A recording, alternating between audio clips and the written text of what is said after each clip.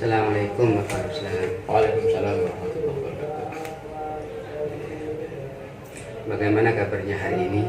Alhamdulillah baik, sehat. Mohon maaf izin Bapak, di sini saya sebagai calon guru penggerak yang angkatan 7 mempunyai tugas untuk mewawancarai beberapa kepala sekolah terkait pengambilan keputusan berbasis nilai-nilai kebajikan sebagai seorang pemimpin. Mohon maaf Bapak, ini Bapak Ruslan sudah menjabat sebagai kepala sekolah sudah berapa tahun? Saya jadi kepala sekolah di sini mulai awal berdirinya sekolah ini pada Agustus tahun 2015. Berarti sampai sekarang sudah sekitar 7 atau 8 tahun sudah di sekolah SMA ini. Baik Bapak, dari masa itu pasti mengalami beberapa hal dilema untuk memutuskan suatu keputusan, kan? Nah, di sini selama ini Bapak itu bagaimana mengidentifikasi kasus-kasus yang merupakan dilema etika ataupun bujukan moral? Kalau yang terkait dilema etika, tentunya kita, karena di sini juga siswa juga berbasis pesantren, kita tentunya melihat norma-norma etik yang berlaku terlebih dahulu. Baru kemudian dari norma etik itu kita bicarakan dengan beberapa pihak untuk mengambil keputusan yang terbaik, karena kalau salah mengambil keputusan nanti bisa jadi ada pihak yang dirugikan. Kalau terkait dengan siswa nanti bisa saja siswa dirugikan kalau nanti pengambilannya sepihak. Atau kemudian jika terjadi dengan guru, tenaga pendidik atau yang lain juga bisa jadi nanti sebagai pimpinan tentunya harus bijaksana. Makanya kita harus melihat norma-norma etik yang berlaku, baru kita sesuaikan dengan kode etik sekolah, kita cari jalan yang terbaik. Saya tidak mengambil keputusan sendiri dalam hal ini, tapi mempelajari dulu latar belakang permasalahan. Kalau kemudian yang terkait dengan moral, kalau itu juga menyangkut persoalan hukum atau yang lainnya, tentunya kita lakukan identifikasi terlebih dahulu. Apa permasalahannya, apa latar belakangnya, kemudian itu terkait dengan apa. Baru setelah kita pelajari, kita lakukan pemanggilan. Kalau memang dia salah, kita lakukan pembinaan. Kita lakukan pembinaan yang baik, karena orang mesti ada niat untuk baik gitu. Kemudian kita juga kalau kemudian ada beberapa bimbingan kita lakukan juga ternyata masih belum diperhatikan, tentunya kita melakukan pembicaraan dengan pihak orang tua, dengan stakeholder sekolah, dengan yang lain. Barangkali anak ini bisa diperbaiki di masa depan atau masih ada kesempatan untuk berbuat baik. Itu yang bisa dilakukan. Baik Bapak, di sini kan ada misalkan kayak dilema etika. Kalau dilema etika itu kan semuanya benar, ada dua pilihan tapi semuanya benar. Atau di sini juga ada bujukan moral, ini sudah berkaitan dengan hukum, artinya satunya benar, satunya salah. Nah, di sini selama ini Bapak bagaimana Anda menjalankan pengambilan keputusan di sekolah Anda, terutama untuk kasus-kasus di mana ada dua kepentingan yang sama-sama benar atau sama-sama mengandung nilai kebajikan. Artinya dua-duanya sama mengandung nilai kebajikan, tidak ada yang salah. Ya, seperti yang saya sampaikan, kalaupun itu terkait dengan hukum, kita tidak serta-merta kemudian melakukan proses secara hukum, baik pidana atau hukum berdasarkan undang-undang yang lain. Jika itu ada keterlibatan dua pihak dan kasus itu dua arah, kita lakukan pendekatan kepada masing-masing. Barangkali bisa didamaikan, bisa disesuaikan secara kekeluargaan. Ada upaya-upaya kekeluargaan, ada upaya pendekatan. Kita libatkan keluarganya, kita libatkan juga beberapa orang yang dianggap bisa menyelesaikan persoalan itu. Jadi tentunya kita tidak serta-merta lakukan proses hukum. Kita langkah-langkahnya dulu. Jadi kita lakukan negosiasi, kemudian kita lakukan pertemuan-pertemuan terdahulu barangkali bisa dimediasi. Kita lakukan mediasi terlebih dahulu. Mediasi kedua belah pihak, sekaligus juga mempelajari barangkali bisa didamaikan.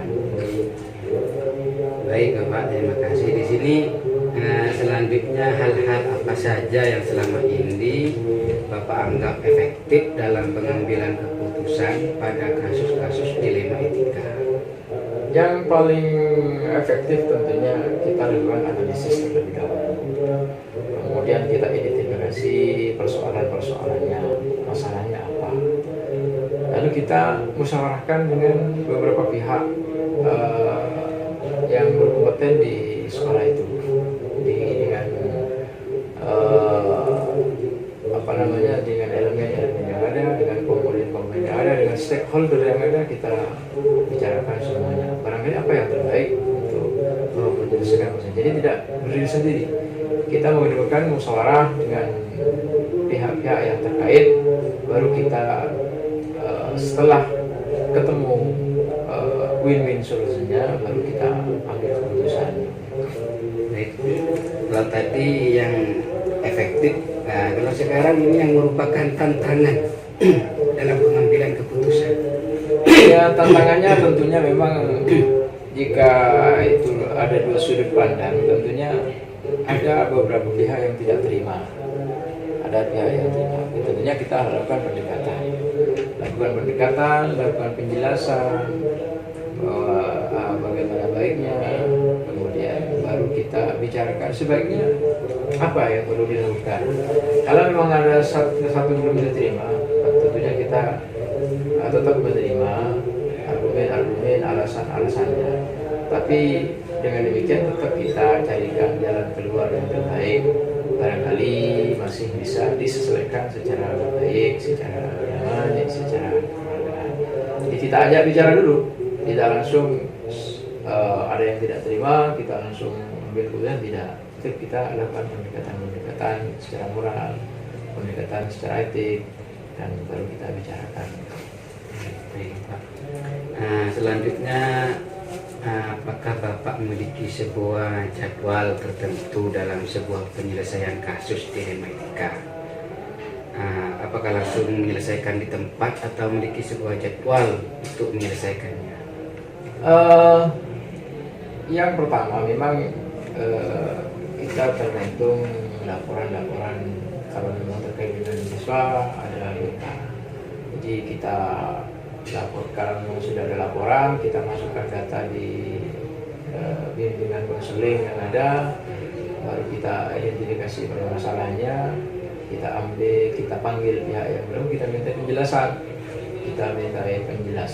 baru langsung kemudian dibuatkan schedule secara khusus, karena itu butuh waktu secara khusus.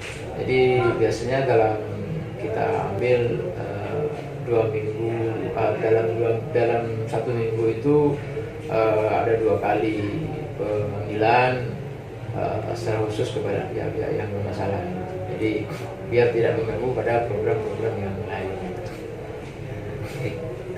Artinya dalam menyelesaikan suatu permasalahan tetap sesuai prosedur, Bapak ya? Ya, tetap sesuai prosedur. Tidak semerta-merta kemudian diambil keputusan. Selama ini yang ada nggak yang mempermudah dalam membantu dalam pengambilan keputusan di kasus dilema etika? Tentunya yang faktor-faktor. Kalau faktor yang mempermudah, ya, faktor-faktor yang mempermudah tentunya yang pertama kita harus fokus dalam permasalahan itu. Kemudian tidak mencampur aduk dengan kepentingan yang lain. Kemudian juga kita mengambil langkah-langkah yang arif dan bijak, sehingga permasalahan yang ada itu menjadi pembelajaran. Jadi bukan menjadi sebuah persoalan, tapi menjadi sebuah pembelajaran. Karena setiap orang tentunya punya masalah, dan masalah itu sebetulnya adalah pengalaman untuk kita pelajari untuk tidak diulang. Jadi itu yang jadi kearifan, tentunya kearifan. Dan kita mengajak semua pihak untuk berpikir jernih, berpikir positif, bahwa setiap kasus itu bisa diselesaikan dan setiap orang tentunya ingin baik. Dari semua hal yang telah disampaikan, pembelajaran apa yang dapat Bapak petik dari pengalaman Bapak mengambil keputusan dilema etika? Tentunya itu tidak hanya pribadi, jadi dengan melibatkan semua pihak, dimusyawarahkan, tentunya akan semua yang ada di sekolah itu, mulai dari tenaga pendidikan atau bimbingan konseling atau kemudian juga kepala sekolah sendiri bisa arif menyelesaikan permasalahan. Apalagi di sekolah itu siswa itu adalah anak-anak kita adalah orang tua kedua di sekolah itu. Setelah orang tua mereka, tentunya kita belajar menjadi orang tua yang arif, belajar menjadi orang tua yang bijaksana demi masa depan anak-anaknya. Baik, terima kasih Bapak atas jawabannya. Mohon maaf telah mengganggu waktu istirahat Bapak. Ya, sekian dulu Bapak ya. Terima kasih. Sekian dari saya. Assalamualaikum warahmatullahi wabarakatuh. Waalaikumsalam warahmatullahi wabarakatuh. Assalamualaikum warahmatullahi wabarakatuh. Waalaikumsalam warahmatullahi wabarakatuh. Mohon maaf Bapak mengganggu waktunya. Bisa sebentar Bapak. Di sini saya mau mewawancarai beberapa kepala sekolah dan antaranya Bapak terkait masalah pengambilan keputusan berbasis nilai-nilai kebajikan sebagai pemimpin. Bapak kan sebagai pimpinan di SMP Al-Matidiyah Paltutin, bukan Pak ya? Iya, kepala sekolah. Ya, sebelumnya saya mau nanya Bapak sudah berapa tahun sudah menjabat sebagai kepala sekolah di SMP? Saya jadi kepala sekolah itu sejak 2015 sampai sekarang. Dari 2015 sampai sekarang. Berarti kalau sudah dari tahun 2012, sekarang kan tahun 2023, sudah sekitar ada 7 tahunan jalan ya Pak ya? Iya, sekitar begitu. Selama masa itu Bapak pasti menemukan problem, sehingga untuk mengambil keputusan itu mengalami dilema. Kira-kira ini selama ini Bapak itu bagaimana dapat mengidentifikasi kasus-kasus yang merupakan dilema etika atau bujukan moral? Itu pertanyaannya. Ya. Jadi kalau saya melihat itu dari sudut pandang moral dan hukum, apabila kasus tersebut melanggar hukum maka sudah tentu benar lawan salah. Namun jika masih bisa dikatakan benar lawan benar, masalah tersebut adalah dilema etika. Jadi kalau misalnya memang sudah benar, ada yang benar ada yang salah, itu kan gampang identifikasinya. Tapi kalau misalnya sama-sama benar, nah ini yang jadi persoalan nanti, jadi dilema Pak ya. Iya, dilematis. Ya baik. Selama ini bagaimana Bapak menjalankan pengambilan keputusan di sekolah Bapak, terutama untuk kasus-kasus di mana ada dua kepentingan yang sama-sama benar dan sama-sama mengandung nilai kebajikan. Jadi selama ini saya selaku kepala sekolah ketika melakukan identifikasi kasus dari berbagai macam sudut pandang, kemudian menimbang secara matang mana yang paling benar dan keputusan tersebut menguntungkan banyak orang atau tidak ada yang dirugikan. Jadi ada semacam jadi kalau misalnya ada satu masalah, maka yang perlu dilakukan pertama kali itu melakukan identifikasi sehingga nanti keputusannya itu tidak merugikan banyak orang. Sehingga karena dari beberapa macam pertimbangan itu, kemudian nanti kan bisa ketahuan kira-kira yang benar mana, yang salah yang mana. Jadi tidak salah memberikan sanksi ataupun reward kepada yang bersangkutan. Baik Bapak, artinya antara kedua belah pihak ketika ada sama-sama mempunyai ataupun mengandung nilai kebajikan, diantaranya tidak ada yang Dirugikan, iya. gitu kan Bapak ya. Iya. Terus langkah-langkah atau prosedur seperti apa yang biasa Bapak lakukan selama ini? Jadi biasanya langkah-langkah yang saya lakukan itu pertama menentukan penyebab permasalahannya apa, kemudian menentukan siapa yang terlibat, menanyakan kepada orang-orang terdekatnya termasuk orang-orang yang terkait, kemudian juga berdiskusi dengan warga sekolah, membuat beberapa solusi keputusan, menimbang lagi dari berbagai macam sudut pandang sebelum kemudian mengambil keputusan. Jadi ini penting dilakukan tahapan-tahapannya atau prosedurnya agar nanti ending ceritanya itu kita tidak salah mengambil keputusan sehingga tidak ada yang dirugikan gitu. Baik. Terus hal-hal apa saja Bapak yang selama ini yang dianggap efektif dalam pengambil keputusan ketika dihadapkan pada kasus dilema etika itu?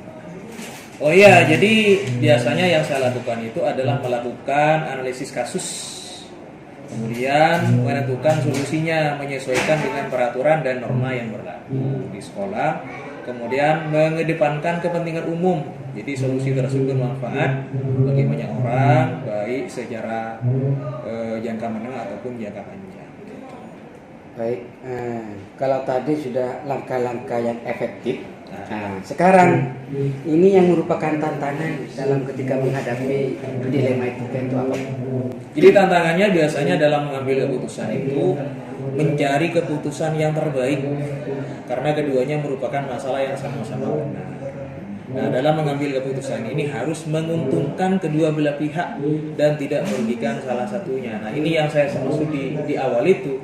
Jadi karena kita sulitnya adalah mengambil keputusan terbaik di antara keputusan yang baik, maka konsekuensi logisnya itu adalah jangan sampai ada yang dirugikan. Nah, saya selaku pemangku kepentingan di sekolah, selaku kepala sekolah, perlu melakukan daya pikir yang kritis sehingga dari kedua belah pihak ini itu tidak ada yang dirugikan. Kenapa? Karena pada dasarnya mereka tidak bersalah.